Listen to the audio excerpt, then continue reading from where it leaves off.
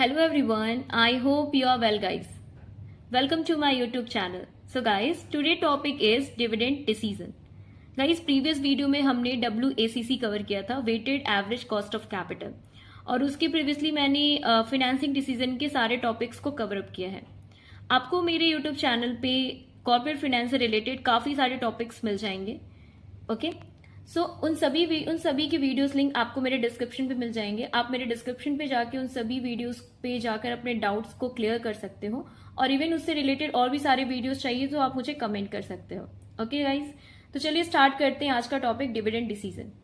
Guys, corporate finance में हमने जो फाइनेंशियल डिसीजन लिया है उसमें हमने काफी सारे डिसीजन को पढ़ा है, like financing decision, investment decision. Financing decision में हमने कॉस्ट ऑफ डेब्ट, cost of preference share and WACC calculate करना समझा है।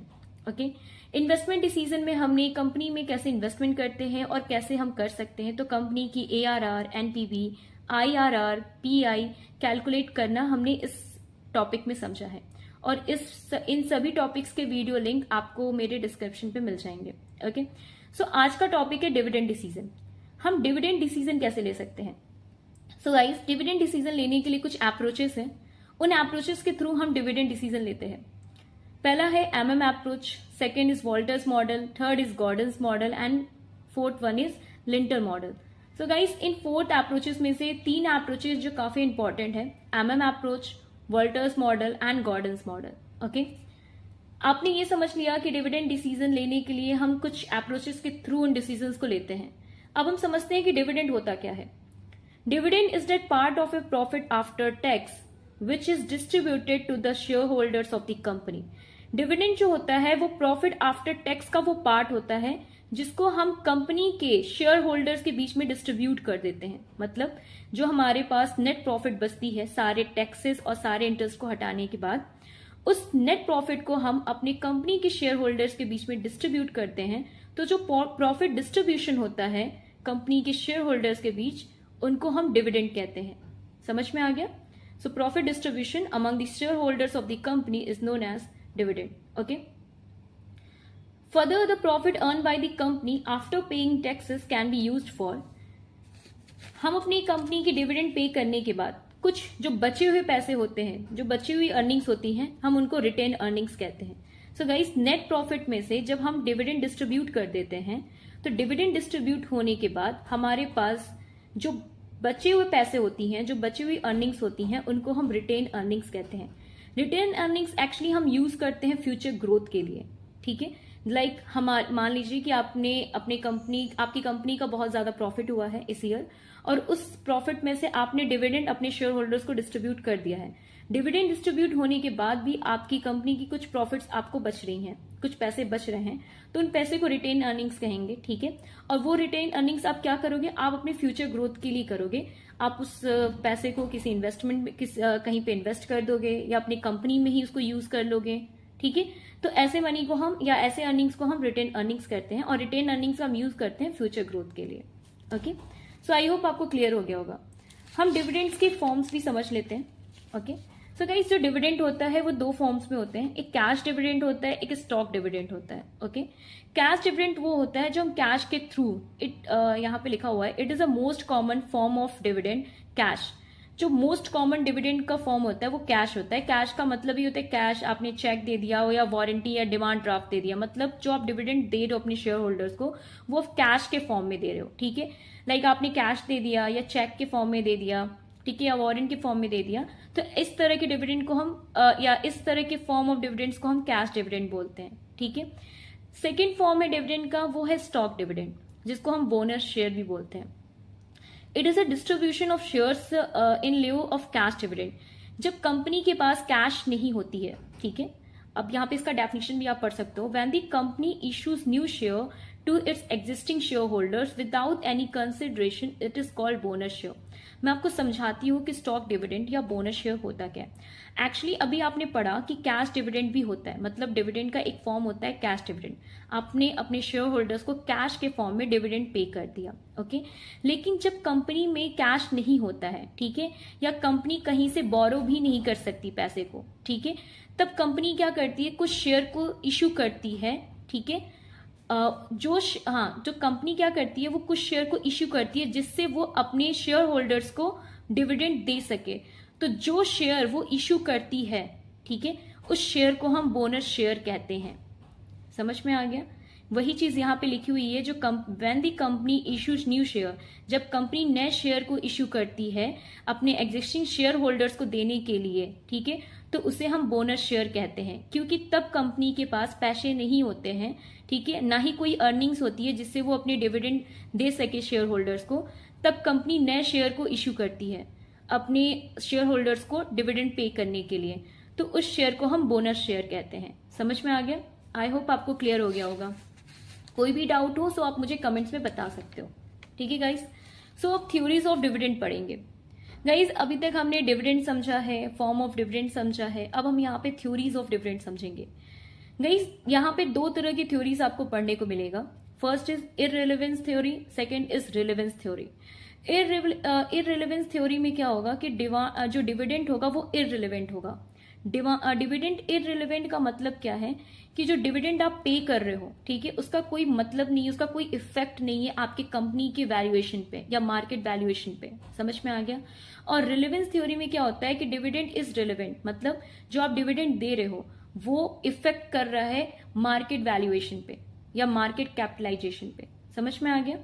सो वही चीज है कि अगर आप डिविडेंड पे कर रहे हो तो इररिलेवेंट है, तो उस थ्योरी में आपको इररिलेवेंट थ्योरी में आपको एमएम अप्रोच पढ़ना है, ठीक है, और रिलेवेंस थ्योरी में आपको दो मॉडल्स पढ़ने हैं, एक है Walter models and second one is Gordon's model. समझ में आ गया? तो आपको दो तरह की थ्योरीज पढ़नी है, और फर्स्ट थ्योरीज में आपको एमएम अप्रोच पढ़ना है। मतलब एमएम का मतलब यहाँ पे है, अभी आप समझोगे, मोदी गलानी मिलर हाइपोथेसिस। सो इररिलेवेंस थ्योरी में जिसमें डिविडेंड जो है आपका इररिलेवेंट है, ये किसने दिया था? एमएम अप्रोच, मतलब एमएम मोदी गलानी मिलर ने इस अप्रोच को दिया था, इस थ्योरी को दिया था, ठीक है। और सेकेंड जो थ्योरी है वो हम दो मॉडल्स के थ्रू पढ़ेंगे, एक है Walter model and second one is Gordon's model. Clear guys? ठीक है, अब हम पहले अप्रोचेस को पढ़ते हैं जिसने इररिलेवेंस थ्योरी को दिया था, मोदी गलानी एंड मिलर हाइपोथेसिस, इसको एमएम अप्रोच कहते हैं, ठीक है। इस अप्रोच के थ्रू हम डिविडेंड इररिलेवेंस थ्योरी पढ़ते हैं, ठीक है। Modigliani and Miller theory was proposed by Franco Modigliani and Merton Miller, ठीक है। जो मोदी गलानी मिलर थ्योरी जो पढ़ी है वो इनके सरनेम से पढ़ी हुई है। फ्रैंको इनका पूरा नाम था Franco Modigliani and Miller का पूरा नाम था मर्टन मिलर, ओके। तो इन्होंने ये जो थ्योरी इररिलेवेंस थ्योरी दी हुई है, डिविडेंड इररिलेवेंस थ्योरी, वो 1961 में दी थी इन्होंने, ठीक है। इन्होंने अपने अप्रोच में बताया है MM approach is in support of the इररिलेवेंस of dividend, okay. MM जो है मोदी गलानी मिलर हाइपोथेसिस जो है, इनका अप्रोच ये है कि जो डिविडेंड होते हैं वो इररिलेवेंस होते हैं, मतलब डिविडेंड का कोई इफेक्ट नहीं होता है वैल्यू ऑफ द फर्म पे या मार्केट कैपिटलाइजेशन पे, दोनों का मतलब सेम है, ठीक है। मतलब आप जो डिविडेंड डिस्ट्रीब्यूट कर रहे हो अपने शेयर होल्डर्स को, उनका कोई इफेक्ट नहीं करता है मार्केट कैपिटलाइजेशन पे, ओके। वो हम आगे देखेंगे कि इनका अप्रोच कहां तक सही होता है और कहां तक नहीं, ओके। इसका मतलब क्या है जो अभी आपने पढ़ा, सेम चीज जो मैंने आपको भी समझाया है कि firms dividend policy has no effect on the either the price of the firms stock या cost of the capital. Clear guys? मैंने अभी जो आपको समझाया है कि जो आप जो डिविडेंड पे करते हो उसका कोई फर्म स्टॉक के प्राइस पे या कॉस्ट ऑफ द कैपिटल पे कोई इफेक्ट नहीं पड़ता। सेम चीज है जो मैंने अभी आपको समझाया है, okay. So guys, Modigliani and Miller hypothesis में कुछ एजम्पशंस भी हैं, उनके एजम्पशंस को पढ़ते हैं, क्योंकि इनके एजम्पशन जब ये अप्रोचेस लिए गए थे, जब ये अप्रोच किया गया था, तो इस अप्रोच में, इस थ्योरी में कुछ एजम्पशंस जो हैं जो कंसिडर किए गए थे। जब तक आप इस एजम्पशन को नहीं करोगे तब तक उनके अप्रोचेस सही नहीं होंगे, ठीक है। तो पहले हम इनके हाइपोथेसिस के बारे में कुछ समझ लेते हैं। According to the MM hypothesis, market value of equity share is not affected by dividend size. मतलब वही चीज है कि जो market value of equity shares होते हैं वो अफेक्ट नहीं करते हैं डिविडेंड साइज पे। सेम चीज जो भी आपने पढ़ा कि जो हम डिविडेंड डिस्ट्रीब्यूट करते हैं उसका कोई अफेक्ट नहीं करता मार्केट वैल्यू पे या मार्केट कैपिटलाइजेशन पे। आप डिविडेंड दो या डिविडेंड मत डिस्ट्रीब्यूट करो, दोनों का कोई इफेक्ट नहीं करता मार्केट वैल्यूएशन पे, ओके। सेकेंड पॉइंट ये है कि under MM hypothesis there is a no meaningful distinction between dividend and share repurchase. मतलब कोई डिफरेंस नहीं है डिविडेंड और शेयर रीपर्चेस में, ये चीज बताई गई है एमएम हाइपोथेसिस में। समझ में आ गया?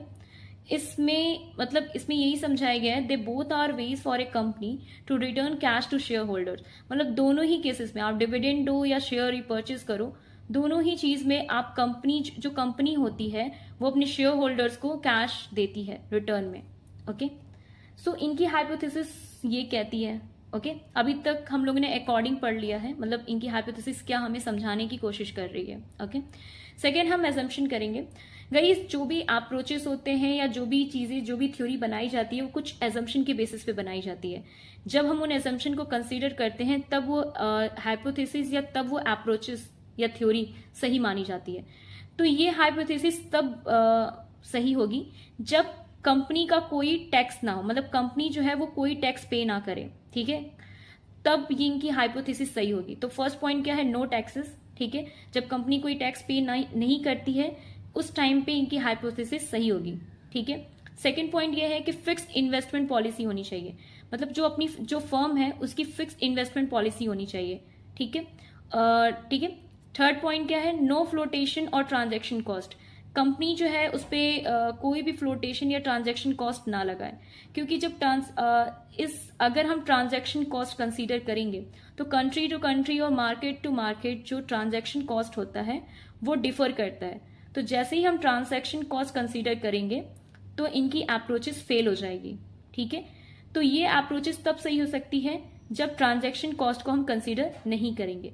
ठीक है, फोर्थ पॉइंट ये है, risk of uncertainty does not exist. Risk of uncertainty does not exist का मतलब ये है कि जो कंपनी है वो अपने जो शेयर होल्डर्स को डिविडेंड पे कर रही है वो कांस्टेंट होती है। मतलब शेयर होल्डर को हमें पता है कि डिविडेंड कितना होगा। इसका सिंपल सा मतलब यह है कि जो शेयर होल्डर्स को डिविडेंड पे की जा रही है वो कांस्टेंट है, वो चेंज नहीं हो रही है। ठीक है, तो उनको अपने मतलब इस साल जितना पे किया गया तो उस शेयर होल्डर्स को पता है कि हमें नेक्स्ट ईयर भी उतना ही पे किया जाएगा। तो कोई अनसर्टेनिटी नहीं है, तो अनसर्टेनिटी का कोई रिस्क नहीं है। ठीक है, तो जहां पे रिस्क ऑफ अनसर्टेनिटी एग्जिस्ट नहीं कर रही है वहां पे ये अप्रोच सही होगा। लेकिन जैसे ही रिस्क एग्जिस्ट करने लगेगी, मतलब कि शायद उनको कांस्टेंट डिविडेंड ना पे किया जाए या आगे इंक्रीज हो सकती है डिविडेंड या लॉसेस में जा सकती है।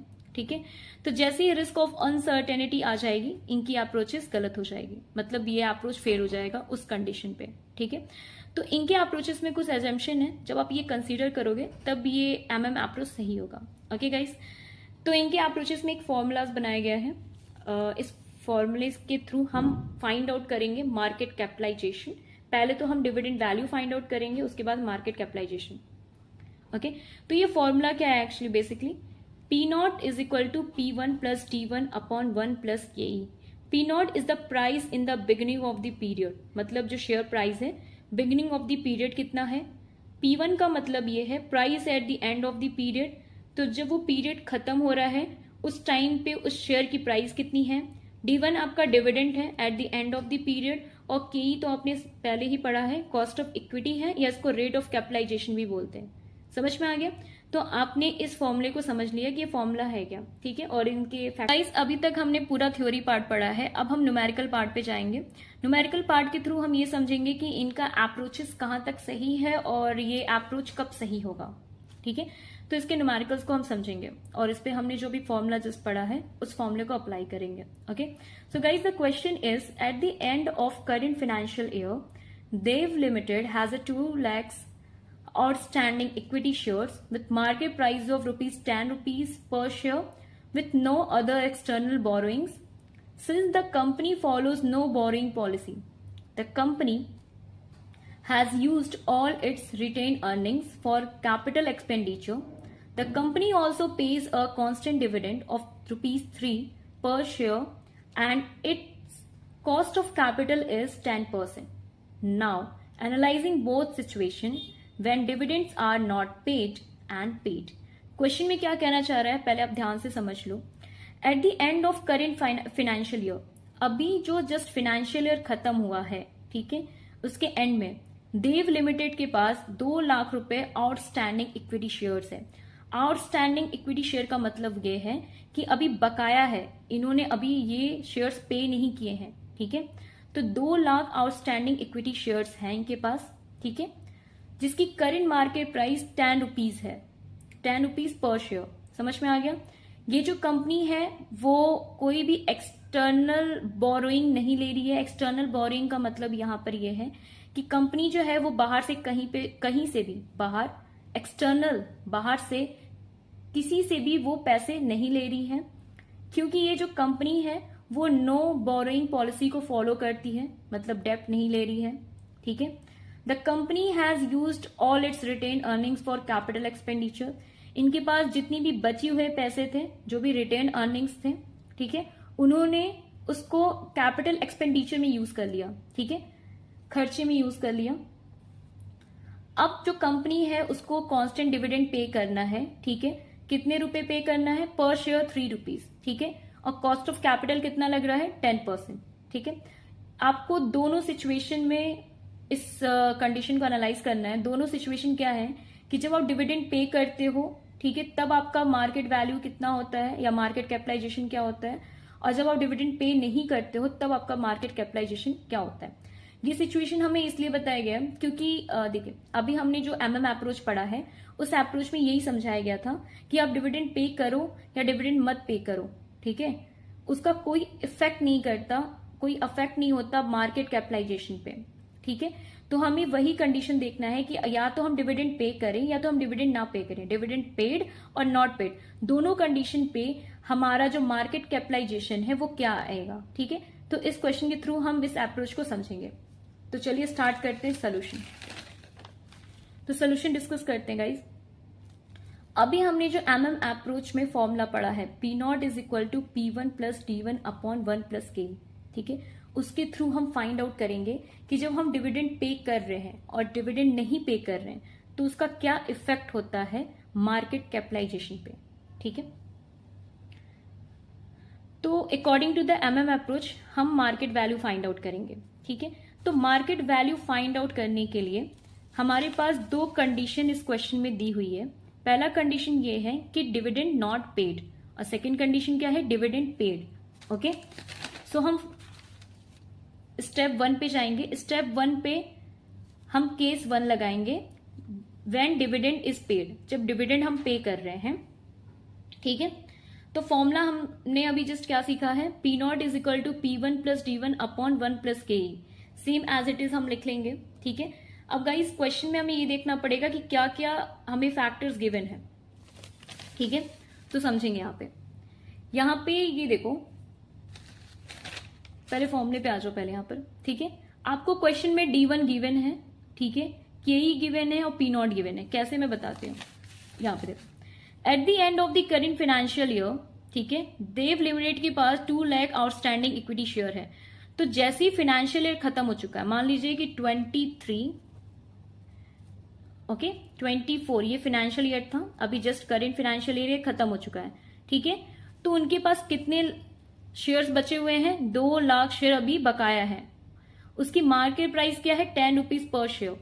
तो ये जो बचे हुए शेयर हैं, बकाया जो शेयर है, वो नेक्स्ट पीरियड के लिए जाएंगे, मतलब 24 टू 25, ठीक है। ये फाइनेंशियल ईयर खत्म हुआ, अब हम नेक्स्ट फाइनेंशियल ईयर की तरफ जाएंगे 24 टू 25, ठीक है। तो ये 2 लाख शेयर जो थे वो अब इस पीरियड में शिफ्ट हो चुके हैं, ठीक है। तो ये इसका बिगनिंग है और ये इसकी एंडिंग है, ठीक है। B for beginning, E for ending. तो ये बिगनिंग है 24 और ये एंडिंग है। तो ये जो 2 लाख जो शेयर हैं वो इस ईयर में आए हैं, ठीक है। तो इनकी बिगनिंग प्राइस कितनी है?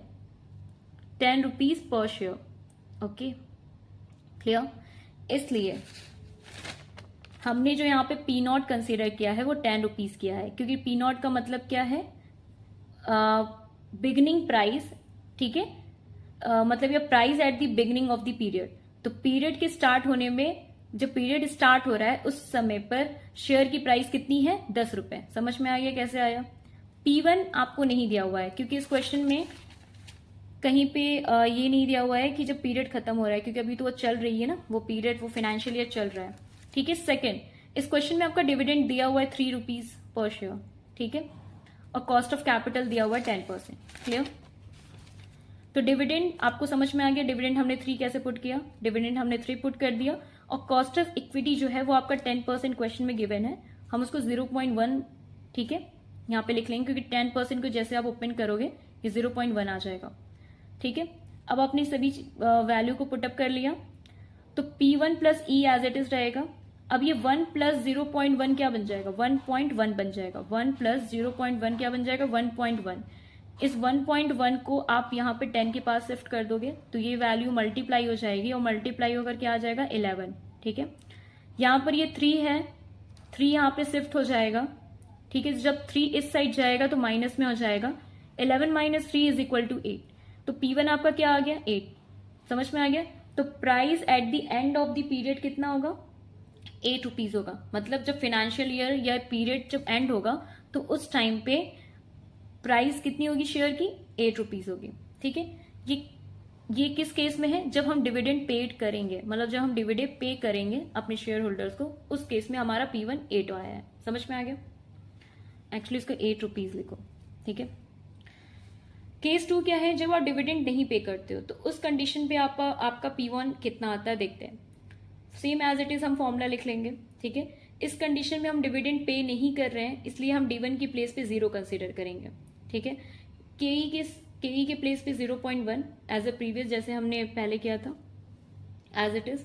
ओके, जब इसको हम सॉल्व करेंगे तो 1.1 आ जाएगा। ये 1.1 इस 10 के पास जाएगा, बिकॉज P0 हमारा 10 है। ठीक है, दोनों वैल्यू मल्टीप्लाई होगी तो 11 हो जाएगा। सो जब हम डिविडेंड पेड नहीं, मतलब डिविडेंड नॉट पेड, उस कंडीशन पे आपका P1 कितना आ रहा है, 11 आ रहा है। समझ में आ गया?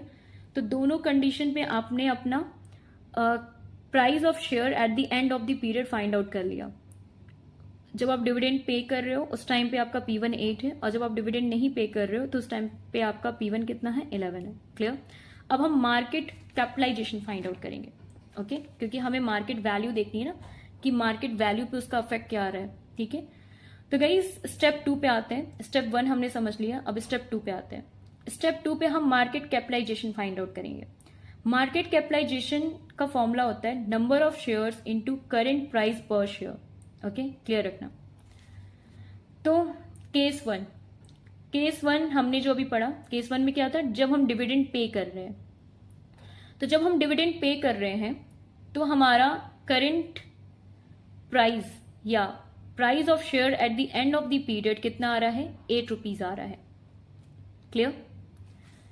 सो गाइज इस केस में हम मार्केट कैपिटलाइजेशन कैसे फाइंड आउट करेंगे वो आप अच्छे से समझ लो, क्योंकि ये केस थोड़ा सा डिफरेंट है। क्योंकि इस क्वेश्चन में आपको पहले से ही गिवन है, गाइज इस क्वेश्चन में आपको पहले से ही गिवन है कि ये जो कंपनी है अपने बकाया शेयर को पे करने के लिए ये कहीं से भी पैसे नहीं ले रही है। ठीक है, मतलब डेप्ट नहीं ले रही है, क्योंकि ये जो कंपनी है वो बोरिंग पॉलिसी को फॉलो नहीं करती, और उसके कंपनी के पास जो भी रिटेन अर्निंग्स थी, जो भी बची हुई अर्निंग्स थी, उसने उस सभी अर्निंग्स को कैपिटल एक्सपेंडिचर में यूज कर लिया। ठीक है, तो इस टाइम पे कंपनी जो है वो अपने शेयर होल्डर्स को पे करने के लिए, शेयर होल्डर्स को डिविडेंड देने के लिए क्या करेगी, तो अभी हमने जस्ट पढ़ा था फॉर्म्स ऑफ डिविडेंड में कि जब कंपनी के पास डिविडेंड नहीं होता है तब कंपनी कुछ शेयर इशू करती है अपने शेयर होल्डर्स को पे करने के लिए। तो जो नए शेयर इशू करती है उसको हम बोनस शेयर कहते हैं। तो इस कंडीशन में, इस क्वेश्चन में, जब कंपनी के पास पैसे नहीं है डिविडेंड देने के लिए तो ये कंपनी क्या करेगी, बोनस शेयर इशू करेगी। ठीक है गाइस, हम बोनस शेयर को कैसे कैलकुलेट करते हैं ये देख लो। जो भी नंबर ऑफ शेयर्स इस क्वेश्चन में दिए हुए हैं, जितना बकाया है, जिन्हें जितना देना है कंपनी को, वो नंबर ऑफ शेयर्स हम लिख लेंगे इनटू जो भी डिविडेंड कॉस्ट है उसको हम मल्टीप्लाई कर देंगे और डिवाइड कर देंगे करंट प्राइस ऑफ शेयर से। क्लियर? सो गाइस इस क्वेश्चन में 2 लाख रुपीज जो आपकी आउटस्टैंडिंग इक्विटी है जो कंपनी को देनी है, इनटू ₹3 क्या है, ये आपका डिविडेंड कॉस्ट है, वो तो आपको पता है। ठीक है, एंड P0 इस कंडीशन में आपका P1 कितना आया है, 8 आया है, तो P1 आप कितना रखोगे, 8 रखोगे। क्लियर? इसको सॉल्व करोगे तो आपका आंसर आ जाएगा 75,000 शेयर्स। तो कितने बोनस शेयर इशू हुए हैं, 75,000 शेयर्स इशू हुए हैं। क्लियर? अब हम टोटल इक्विटी का मतलब है कि जितने बकाया शेयर थे, 2 लाख रुपए बकाया शेयर थे, और कितने शेयर्स और इश्यू किए गए हैं, जो नए शेयर कितने हैं 75,000, ये बोनस शेयर हैं जो अभी इश्यू किए गए हैं डिविडेंड पे करने के लिए। ओके, तो टोटल शेयर निकालने के लिए बोनस शेयर को हम ओल्ड नंबर ऑफ शेयर या जो आउटस्टैंडिंग क्वेश्चन में दिए हुए हैं उनको हम ऐड कर देंगे। तो 75,000 ये आपके बोनस शेयर हैं, और जो आपके आउटस्टैंडिंग इक्विटी शेयर्स थे 2 लाख रुपीज, उन दोनों को ऐड करेंगे तो हमारा वैल्यू आ जाएगा 2,75,000। क्लियर? आई होप यहां तक क्लियर हो गया होगा। उसके बाद आपका आता है मार्केट कैपिटलाइजेशन। मार्केट कैपिटलाइजेशन का अभी आपने फॉर्मूला लिखा है number of share into P1। तो नंबर ऑफ शेयर्स अभी आपने निकाला 2,75,000 और P1 कितना है 8 रुपीज। दोनों को मल्टीप्लाई करोगे आपका आ जाएगा 22 लाख रुपीज। तो मार्केट वैल्यू कितनी आई आपकी 22 लाख रुपीज। क्लियर? तो ये तो तब था जब हमारा डिविडेंड पे होगा, ठीक है। जब हम डिविडेंड नहीं पे करेंगे तब के गाइस, अब ये देखिए, केस 1 तो हमने कर लिया, केस 2 जब हम डिविडेंड नहीं पे करेंगे तो मार्केट कैपिटलाइजेशन का formula same as it is number of share and current price of share. तो नंबर ऑफ शेयर्स कितने हैं जितने पे करने हैं 2 लाख रुपीज, ये आउटस्टैंडिंग इक्विटी शेयर्स हैं जो हमें देने हैं, इनटू 11, क्योंकि जब हम डिविडेंड नहीं पे कर रहे हैं, ठीक है, तो उस टाइम पे आपका P1 कितना आया था 11, ठीक है। तो जब डिविडेंड नहीं पे कर रहे हैं उस टाइम पे जो आपका P1 आया था हम उसी वैल्यू से मल्टीप्लाई करेंगे। तो 11 से जब हम मल्टीप्लाई करेंगे तो हमारी वैल्यू आ जाएगी 22 लाख रुपीज, ठीक है। गाइज, इस केस में भी आपका मार्केट वैल्यू सेम आ रहा है, इस केस में भी आपकी मार्केट वैल्यू 22 लाख रुपीज आ रही है, और इसके प्रीवियस केस में भी आपकी मार्केट वैल्यू 22 लाख रुपीज आ रही है, ठीक है। तो दोनों केसेस में आपकी मार्केट वैल्यू सेम आ रही है, चाहे आप डिविडेंड पे करो और चाहे आप डिविडेंड पे नहीं करो, क्योंकि MM अप्रोच में ये बताया गया था कि हम डिविडेंड पे करें या डिविडेंड ना पे करें, दोनों का कोई अफेक्ट नहीं करता, मतलब डिविडेंड डिस्ट्रीब्यूशन का कोई अफेक्ट नहीं होता मार्केट वैल्यूएशन पे या मार्केट कैपिटलाइजेशन पे। तो ये अप्रोच यहाँ पे सही होता है, ठीक है। हमने देखा कि दोनों कंडीशन में हमारा मार्केट कैपिटलाइजेशन सेम है, तो आप डिविडेंड पे करो या डिविडेंड ना पे करो उसका कोई इफेक्ट नहीं है, ठीक है। लेकिन ये तभी सही होगा जब कंपनी जो है कोई टैक्स रेट नहीं लगाएगी या कोई ट्रांजैक्शन कॉस्ट नहीं कंसिडर करेगी। इस क्वेश्चन में आपने देखा कि यहाँ पे कोई टैक्स नहीं लगा हुआ है, तब ये अप्रोच सही हुआ है, ठीक है। लेकिन अगर इस क्वेश्चन में कहीं पे भी टैक्स रेट गिवन दे देता, टैक्स रेट दे देता, तो उस कंडीशन पे ये अप्रोच गलत हो जाता, ठीक है। तो ये समझ में आ गया कि इररिलेवेंस थ्योरी में हमने जो MM अप्रोच पढ़ा उसको हम कैसे कैलकुलेट करेंगे। क्लियर? हमने समझ भी लिया कि MM अप्रोच के थ्रू डिविडेंड पे करो या डिविडेंड ना पे करो दोनों का कोई अफेक्ट नहीं करता मार्केट कैपिटलाइजेशन पे, ठीक है। हमने न्यूमेरिकल भी समझ लिया। ओके, सो गाइज, इस थ्योरी में जो भी मैंने आपको डिविडेंड डिसीजन पढ़ाया है, इस थ्योरी में मैंने आपको जो भी डिविडेंड डिसीजन पढ़ाया है और MM अप्रोच जो भी मैंने आपको इररिलेवेंस थ्योरी पढ़ाई है वो आपको क्लियर हो चुकी होगी, ठीक है। नेक्स्ट वीडियो में हम वॉल्टर्स और गॉर्डन्स मॉडल पढ़ेंगे और उसको समझेंगे। इस वीडियो में जो भी मैंने आपको पढ़ाया, अगर कहीं पे भी आपको डाउट हो, क्लियर ना हो, सो प्लीज आप मुझे कमेंट पे बता सकते हो, ठीक है। अगर आपको वीडियो अच्छी लगी हो सो प्लीज इस वीडियो को लाइक करो, सब्सक्राइब करो, शेयर करो और बहुत सारे कमेंट्स करो। And thank you so much guys, bye bye, take care.